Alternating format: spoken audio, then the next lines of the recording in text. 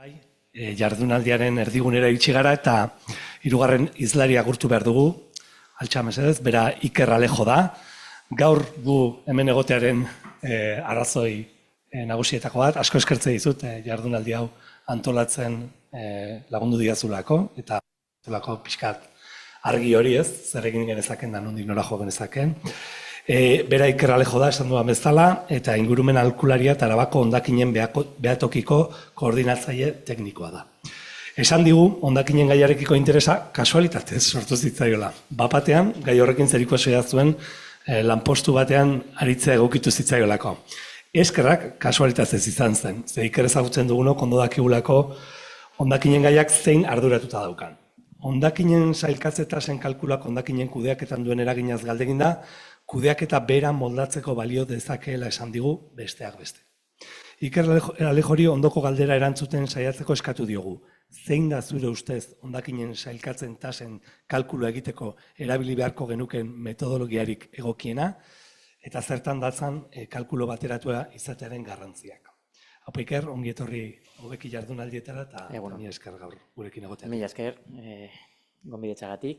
Barkatu nire euskaragatik, normalean ez dut hitz egiten euskaraz, baina, saietuko naiz.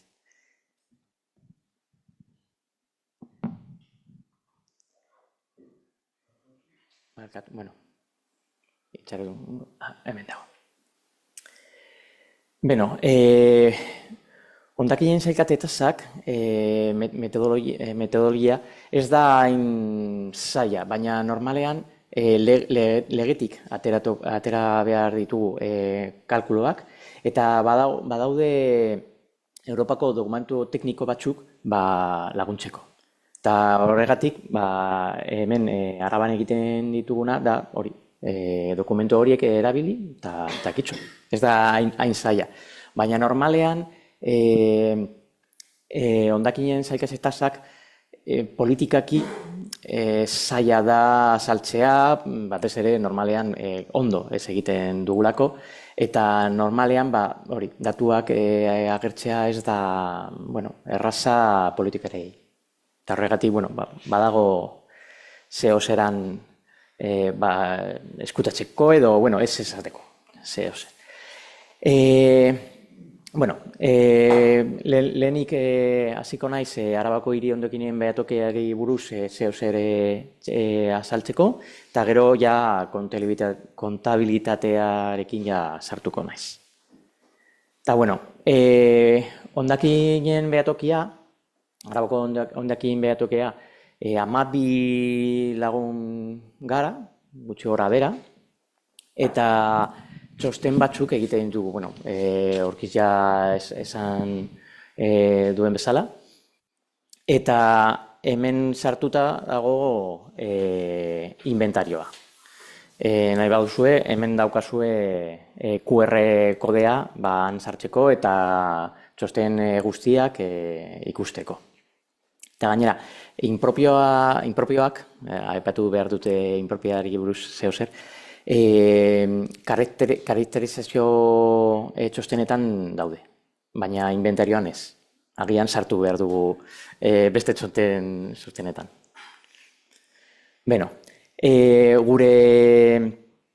Gure legea, erreferentziako legea da 7/2022, eta han agertzen da dena, ja Danik esan duen bezala, eta garrantzitsuena da. Bilketa berizia eta birziklopena ez da gauza bera. Eta normalean, txosten batzuk edo esaten dute, edo agian berrietan edo, esaten dute gauza bera dela. Eta hori oso garrantzitsua desberdinatzea. Etxeko hondakinak eta udal hondakinak ere ez da gauza bera. Hor, Danik ez du oso ondo azaldu, baina naiz eta hau oso arraro da, izena berez justo kontrakoa ematen du. Etxeko hondakinak dira etxea sortzen diren hondakinak, eta udal hondakinak dira kontatu behar dutenak. Justo uste dut alderantziz jarriko nuke. Etxeko hondakinak dira, adibidez, dena, adibidez, obretan azartzen dituzten hondakinak, etxeko hondakinak, baina gero ez dugu kontatu behar. Inventarioetan ez dago RCD edo hori sartu behar. Barkatu. Hemen daukagu frakzioiak. Frakzio hauek non aterate dira, legetik eta dokumento teknikotik. Hondakin nahaztuak, errefusa normalean esaten dugu, baina gero sartuko nahi zaunikin, sukaldeko olioa, ontzi harinak, volumen handikoak, force, hau da gaztelinezko hitzak, da fracción orgánica recogida separadamente, fogo, fracción orgánica gestionada en origen, hori da konpostajea, inausketa, beira, papera, oial hondakinak, RAES, edo elektrikoki hondakinak, zura beste batzuk eta arriskutsuak. Etxeko produktu arriskutsuak, adibidez liziba edo marrazkiak edo horiak. Eta hemen jarri nahi dut, hau, errefusa. Berez da errefusa,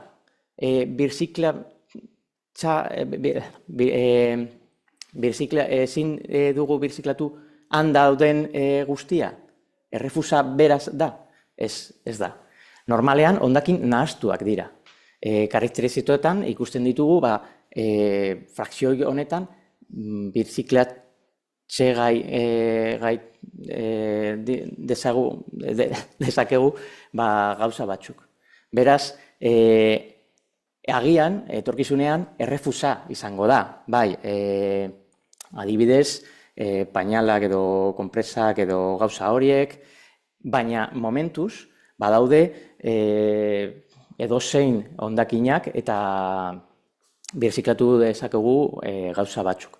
Beraz, errefusa beraz, hitz hori ez da oso zintzoa frakzio horietako. Beste gauza bat, hemen, fogo hori, etxo edo auzo konpostajea. Kalkulatu behar dugu, esan dugun bezala, ezin dugu neurtu. Normalean ezin duzu neurtu etxe konposta edo auzo konposta. Beraz, nola kalkulatzen dugu? Estimatzen dugu. Araban, badaukagu metodologia bat, neurtu behar dugu, zenbat aldiz betetzen dugu konpostadoreak. Eta horiekin, estimatzen dugu zenbat kilo sartu dugu. Takitxo. Hori da metodologia bat da. Agian badago, legean, metodologia bat, baina oso zaila da. Eta legeak esaten du, neurtu behar dugu, zenbat organikoa dago hondakin nahaztuak, leku batean etxe konposta ez daudenean. Eta gero, etxe konposta daudenen lekutan, neurtu ere organikoa. Eta hori. Baina hori lortzeko leku berdinak izan behar dira. Biztanle berdinak, beste sistema berdinak eduki behar ditu. Beraz, nire ustez hori pentsamendu magikoa bat da. Beno, eta hondakinen sorkuntza zer den, zen eta hemen daukagu frakzioiak, baina nola neurtu behar dugu horiek. Hondakinen sorkuntza gehitu behar dugu, nahaztuta biltzen duguna eta bereizita biltzen duguna. Eta horrekin, hondakinen sorkuntza aukeratzen dugu, edo lortzen dugu. Beraz, hau oso garrantzitsua. Eta nola jakin dakigu zer dago han hondakinen egiztean? Karakterizazioaren bidez. Eta, bueno, hondakinen bereizita bilduta, dena neurtu behar dugu, eta dena sartu behar dugu gure kalkuluketan. Edukontziak, atesateko bilketa, garbiguneak, puntu berde mugikorra, bilduma osagarria, bilduma pribatua. Bai, eta normalean galdetzen dute. Garbiguneko hondakinak sartu behar ditugu?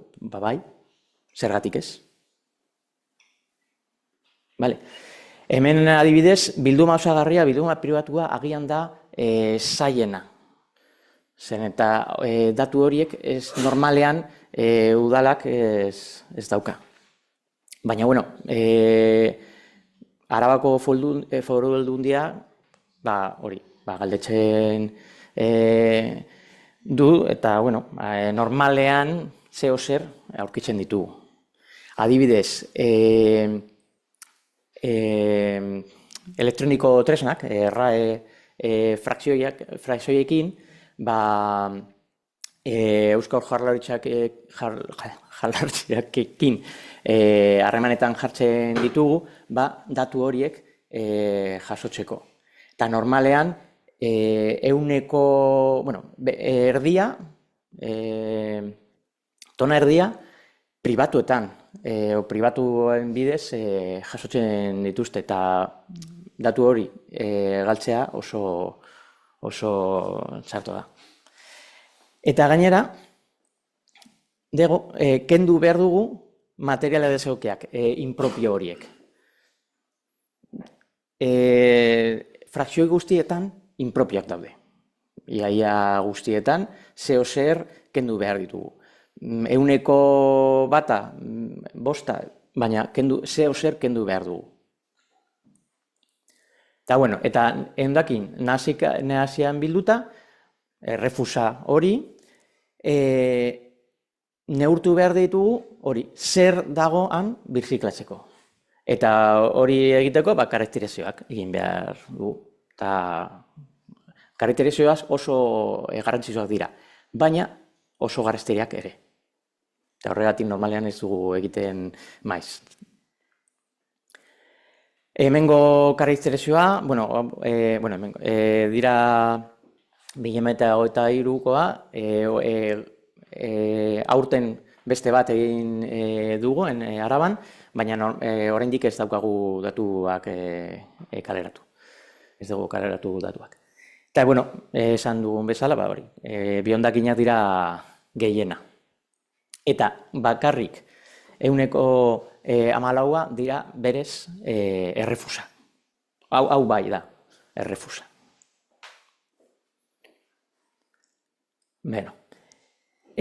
Datu horiekin, egin dezakegu taula hau, da bilketa bereiziaren taula.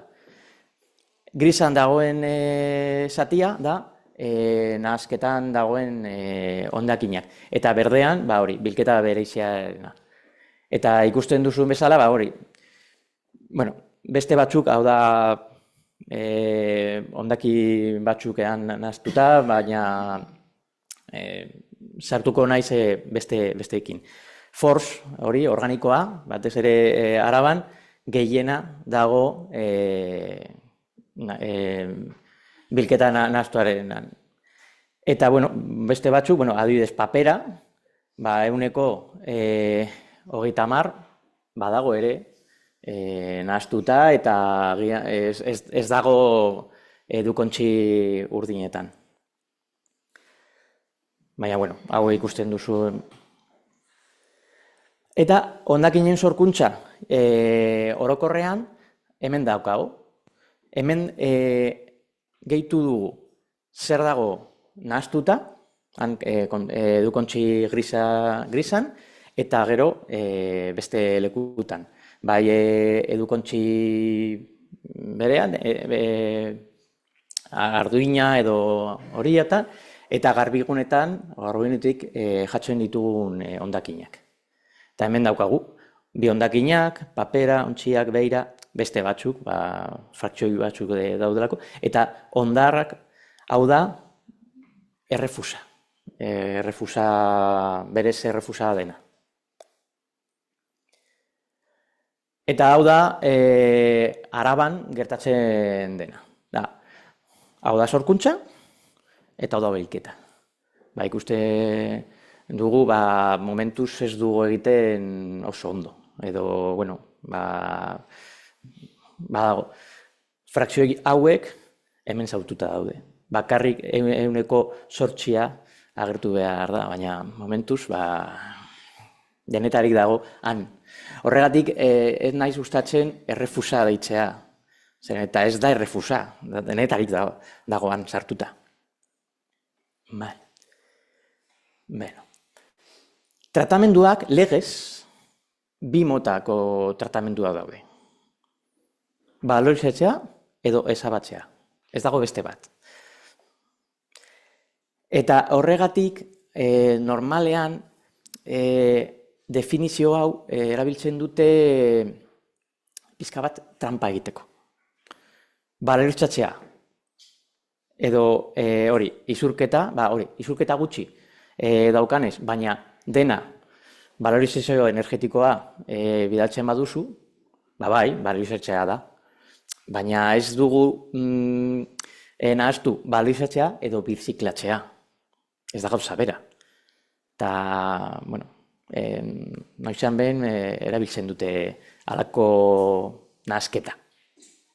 Eta, bueno, han, ja danik esan du, baina hori, balorizatzearen barnean dago berri baltzeko prestatzea, birziklatzea, konpostajeare, eta balorizazio energetikoa.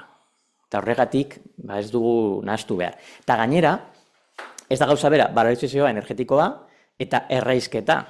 Erraisketa da ezabatzea. Hemendik kendu eta kitxo. Balorizazioa energetikoa izateko egia izan behar da, energia hori berreskoturo behar duzu. Bestela da, bota notzean behin eta zua eman, eta kitxo. Komplikatsuagoa, baina iaia hori da. Hemen dago. Eta nola neurtu behar dugu birziklatzea? Birziklatze prozesuan sartzen diren materialak. Horregatik ez da bakarrik jaso. Eta gero, bidali behar duzu planta batera zeo zer egiteko material horiekin. Eta normalean galerak daude. Eta horregatik ezin dugu, dena, bakarrik dago organiko frakzioekin. Zen eta konpostajea, bai da prozesu superona. Oso ez dago galerak. Legez, neurtzeko, konpostajea da, frakzio organika dena kontatu behar dugu birziklazean, konpostajean. Ez dugu kendu ezer, impropioak izan ezik. Eta, hau ja ikusita daukagu, lehen ikusi dugu, prebentzio eta hemen, horregatik, tratamendu horiek, gero, hondakinen hierarkia ekin lotura daude. Eta azkenean, inventarioetan, gure ustez, jarri behar dugu zer gertatzen dira,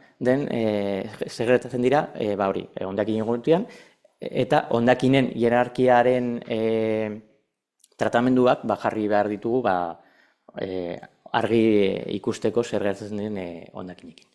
Tratamenduak. Hemen, taula horiekin, esan nahi dut, zer gertatzen den, frakzio guztiekin. Ez da batere zaila, erraza, barkatu, taula hau egitea. Eta, adibidez, hemen daukagu, hondakin nahazteak, errefusa hori. Hori nahiko argi dago, eta hemen daukagu TMB planta eta gero Gardelegi, eta bi instalazio horiek, azpiegitura horiek, publikoak dira. Eta datuak nahiko erraza aukeratzen dugu edo ikusten dugu. Baina adibidez, paperekin badaukagu zer gertatzen den lehenengo plantan. Paper guztia bidaltzen dugu planta batean, han kentzen dute dituzte inpropioak, eta gero bidaltzen dute 11 lekutan. Eta han ja ezin dugu jarraitu bide osoa. Baina legez, apuntatu behar dugu bakarrik hori, lehenengo pausua. Osa, ez da bizi ziklo osoa, edo ziklo de vida, ez da etekit nola zen gutxi gora bera. Baina, bueno, ja, birziklatze planta batera, ja, joaten bada, ja, neurtzen du, eta ja, han bukatzen da gure lana. Eta ez da erraza. Baina, bueno, purka-purka lortzen dugu datu hauek, agian urtero ez dugu aurkitzen datuak, baina, bueno, ez da aurtengo datua, baina pasaden urteko datua ez da izango hain ezberdina. Eta erabiltzen dugu datu hauek zeo zer jakiteko. Vale. Vamos a ver. Eta bukatzeko, inventarioa bukatzeko, hori, grafiko hau egiten dugu. Zer gertatzen da, hori, gure hondakinen guztiekin. Eta horiekin, pues eso, hau daukagu, no? Ezabaketa, hemen daukagu birziklatpena, valorizazio energetikoa, prebentzioa nola neurtu dezakegu prebentzioa? Ezin dugu. Osea, baina, konparatu behar dugu aurreko urteko sorkuntza eta aurtengo sorkuntza. Eta, bueno, igo bada, ez dugu prebentzitu. Eta jaso, hori da kalkuloa, baina, bueno, zeo zer kalkulatzeko. Ezin dugu neurtu, beraz, aurreko urtearekin konparatu behar dugu. Eta masa galera, hemen badago tratamendu arraro bat. Ez da tratamendu, beraz. Eta gainera, hierarkian ez dago agertzen masa galera. Baina TMB-etan ura galtzen da, eta TMB-a ez da tratamendu finala. Eta neurtu behar dugu zer gertatzen den hondakinekin. Eta horregatik, masa galera han jarri behar dugu zeo zer kontrolatzeko. Adibidez, organikokin, masa galera gertatzen da konpostaje prozesuetan. Baina hori ja, prozesu osoa, tratamendu finala da. Eta ez dugu masa galera neurtu behar. Legez, hau da, ez da kriterio teknikokiz, baita legez egin behar duguna. Eta masa galera hori, han batzutan trampak egiten dituzte masa galera horiekin. Adibidez, kentzen dute dena, 12%, eta hau kentzen badugu, hau igoko da. Eta bidez, hori trampa bat da. Edo, batzutan, edo leku, bueno, ez dut noiz izango, baina leku batean, entzun dut, masa galera hori birziklatxaz hartzen dutela. Zen eta hori ur ziklotan sartzen duena ura, eta baina hori ja trampas al solitario. Baina, bueno, denetarik dago. Azkenean, birziklatze tasa igotzea nahi dute eta, bueno, trampekin egin dezakezu. Eta, bueno, orain bukatu dut azalpena, baina badaukat eredu bat, hemengo eredu bat, Donemilagako datuekin, metodologia hau nola erabiltzeko. Eta, bueno, jartzen baduzu, mesedez, hemen daude Donemilagako, bai, hobe. Da, pasaden urteko datuak, bale? Eta hemen dako, bilketa, biztanle, kilogramo biztanle urtea, errefusa, hori, bilketa berizia eta birziklatzea. Hau, datu hauek inventarioetan karretuta dago. Eta nola egiten dugu kalkuluak. Guazen bilketa hemen dago, hau txikitu mesedez, hemen dago Lautadako taula osoa, municipio guztiak. Hemen daukagu. Gaztelaniaz dago, baina, errefusa pneumatikaz, hau da hondartzeko errefusa. Badaukagu hondartzak Lautadan, limpieza diaria eta pribatua. Gero, olioa, garbigunetik, puntu berdetik, eta denetarik, apuntatzen dugu. Hemen daukagu Donemilagako datuak. Agian batzuk ez daude. Adibidez, pneumatika, hemen ez daukagu, zorionez. Eta, baina, badago, agurainen, bai, badago. Eta, datu guztiekin, azkenean badaukagu hori, datu orokorra. Tratamendua, badaukagu hori, aurreko taula hori, tratamenduaren taula, naiz eta oso zaila da lortzea, baina azkenean daukagu zeo zer jartzeko. Eta honekin, adibidez, olioa, reutilizazio, birziklatzea 110%, valorizazio energetika 185%. Hau erabiltzen dute batez ere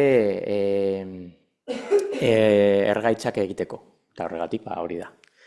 Papera, hemen dago birziklatzen dutena, eta hau da bertido, impropioak, 1%.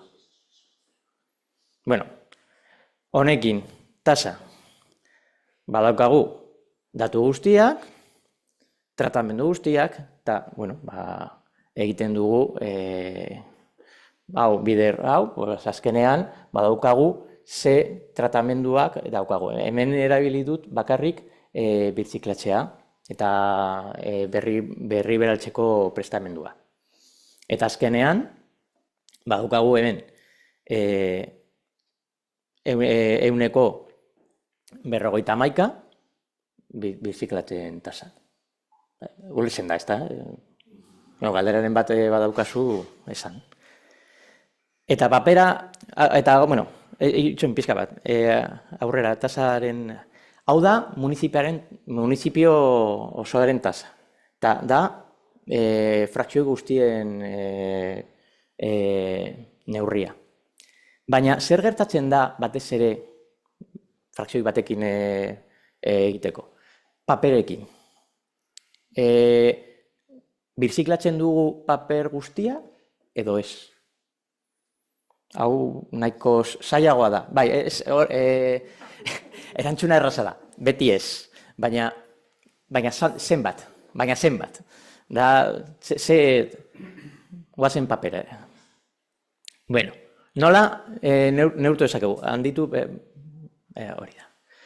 Papera, kale ontzian, kale badago, hau, Gero garbigunea, bueno, hemen ez dago garbigunerik, baina, bueno, egongo abritz, sartuko. Osagarriak, hau da, pribatuen hori bilketak. Errefusetik, errefusean ikusi dugu, karakterizazioan, papera dago han sartuta. Beraz, neurtu eta gehitu behar dugu. Hau da, papera, hemen, ateratzen diren papera. Hori da. Hemen papera errefusa, karakterizazioa, datu hau, hemendik ateratzen da. Eta gero, zenbat birziklatzen dugu? Kaleontziatik, 187, garbigunetik ez, osagarria hori, pribatuak ematen digute bakarrik datua, birziklazio datua, beraz, da 100, eta errefusetik bakarrik, hemendik, 12 tonetik, bakarrik 500 kilo. Ia ez. Baina, bueno, sartu behar dugu.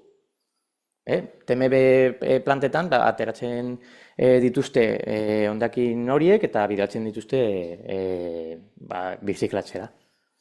Eta azkenean, daukagu, sorkuntza, 31 tona. Birziklatzea, 18, hori handaukagu, datua. Eta hau egin dezakegu, frakzio guztiekin. Zaila da. Eta normalean, inventarioan egiten dugu bakarrik frakzioi garrantzitsuenak. Papera, beira, ontsi harinak, eta organikoakin. Eta honikin nahikoa da. Eta hori da kalkulua. Eta orain galderak.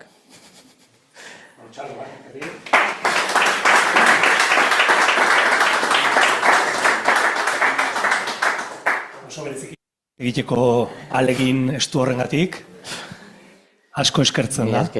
Asko eskertzen da. Urduri jartzen naiz. Bueno, ya está, ya pasa. Asko. Bueno, hemendik aurrera gehiago.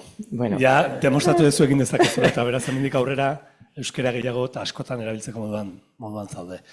Ez dakite galderarik baute daukazuen, azaldu duen guztiontan, alderaketaren bat, zuek egiten dezuenarekin alderatuta, edo zerbait interesgarria ikusi dezuena, azpimarran jarriko zenuketena. Ni gelditzen naiz, errefusa dela inpropiak dituen edukiontzia handiena. Osea, inpropiorik gehien duen edukiontzia. Ez dakitola, hobeto... Gustatzen zaizure, bai. Beraz, errefusa da, inpropio gehien dituen edukiontzia. Eta etxean, ez dakit, hola, kinukari gara hemen, etxean zer? Galdetzen dute, ea tabla eskuragarri egongo da estelekoa, bueno, gero udalerrietan erabilea izateko. Bai, bueno, entzuten ez daizuenez etxean, esaten guztia egongo da eskuragarri, webgunean jarriko da gaurko saioa osorik, webgunean jarriko dira aurkezpen guztiak, webgunean jarriko dira danik bibliografia ere eman digu eta bibliografia hori egongo da. Beste ere eskartuko nizuek edo linkak edo egin dezuen aurkezpenarekin lotura daukan beste informaziorik gehigarririk jartzen den hori ere egongo da. Hitzaldiak osorik, hitzaldiak banaka, jartzen ditugu dena aldanda eskuragarrien, eta izena eman dezuen guztioi dena prest dagoenean, bidaliko zaizue nun topatu dezakezuen guzti hau. Bueno, ilazkiri sarrera emango diogu, alba da edo nahiago dezue hemendik egitea. Saiatuko gara ilazkiekin, haupa ilazki.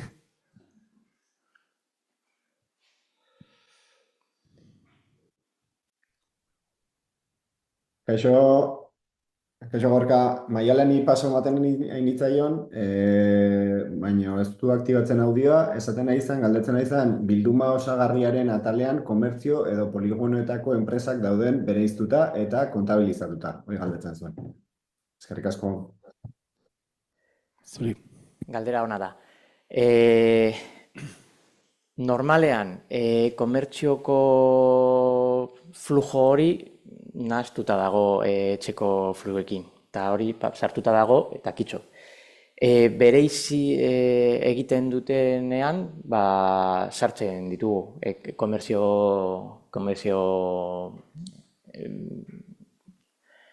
komertziala horiek sartzen ditugu. Baina, gero, poligonoetan, han mugan gaude. Legez, esaten dute, asimilables. Baina hori, berdinezkoak edo aleko zeo zer. Baina ez du esaten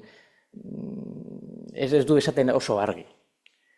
Eta, bueno, dokumento tekniko batean, agertzen da, adibidez, hori, ja, kantitate handiak ez dira berdinak edo. Eta gainera, esaten du, Europako dokumento batean, zentro komerzial erraldoi bateko hondakinak ez dira etxeko antzekoak.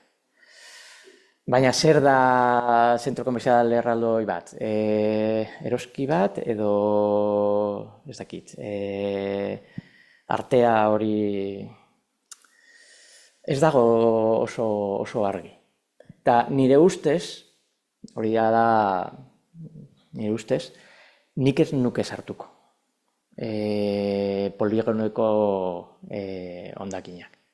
Batez ere, agian, ez dago zure esku, zer agertzen den enpresakotik eta zertarako sartuko duzu zure kalkuluetan. Baina agian badaukazuan zeo zer egiteko edo zure eskuz badago, hor dago nire ustez zer egingo nuke nik. Hor gertatzen da, kasu hainbat herritan, atezateko bilketa egiten zaiela komertzioei eta horregatik aparte identifikatu ahal izango dira beraien zenbakiak, ez? Oso argi baldin badaukazu, sartu edo sartu, baina oso ondo identifikatuta. Baina dena batera, hori, hartzen baduzu, hori... Industriaren ere askotan aparteko bilketa, aparteko kamioi bat, aparteko bilketa egiten da, eta horrek ahalbidetuko du ala egiten denean zenbakiak bereizial izatea, ez? Bakoitzetik eratorritako horren arabera. Nik ez nuke sartuko, adibidez, Bizkaian eta Gipuzkoan batzutan agertzen da pilo papera, eta bete datuetan. Eta nik ez nuke jarriko, batez ere hori poligonoko papera da. Ez que nabaritzen da. Gero biztanletik, ez que nabaritzen da, hori ez da etxeko papera. Hori ez dela etxeko papera. Ja, datuak desitxuratzen dituztela, ez? Hori da. Bai, ahor Jon. Mila esker, eta horkatz eta da niri bai, asko eskertzen da, horrelako pentsamendu magikotik sistemikora etortzea. Nik hiru galderatxo edo, TMB-tik nola ematen dituzten datuak, nola kalkulatzen dituzten, masa galera, hori pixkate esplikatu ahal bazenu.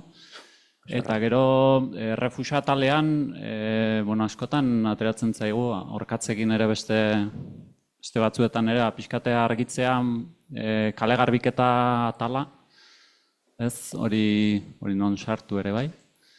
Eta, printzipalki, bi zalantza horiek. Jarri behar dezakezu Excela?